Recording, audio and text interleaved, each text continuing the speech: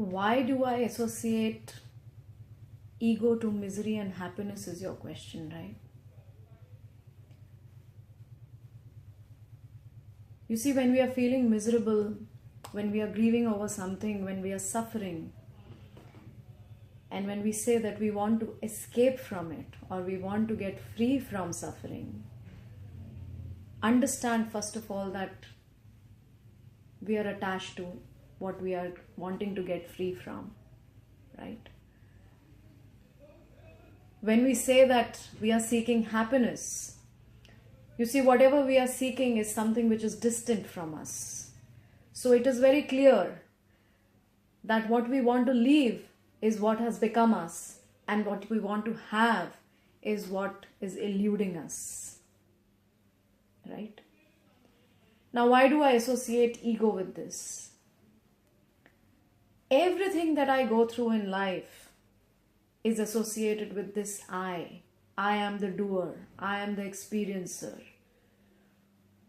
This I goes through layers and layers of beliefs, definitions that it forms due to its upbringing, culture, society, family, friends, environment, schooling, all of it. And this ego keeps getting thicker and thicker as we age.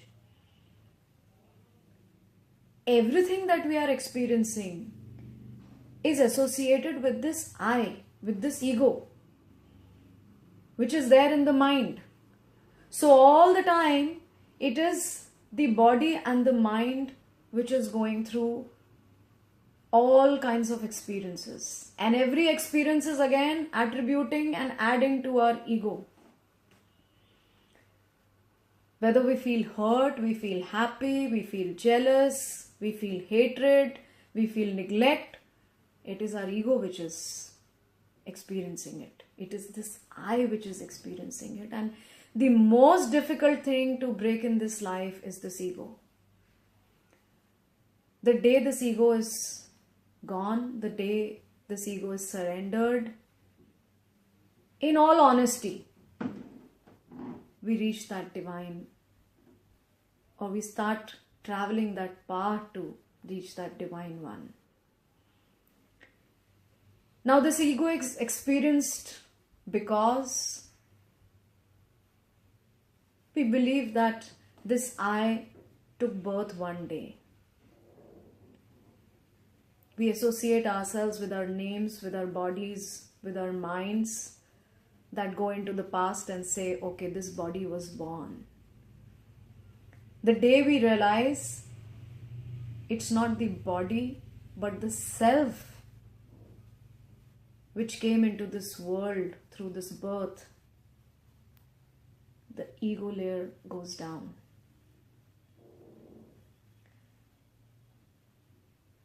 The day we realize this self, we realize the bliss that was forever ours, that was forever associated with the soul. And the soul travels bodies through the layers of karma that we deposit for ourselves in our lifetimes.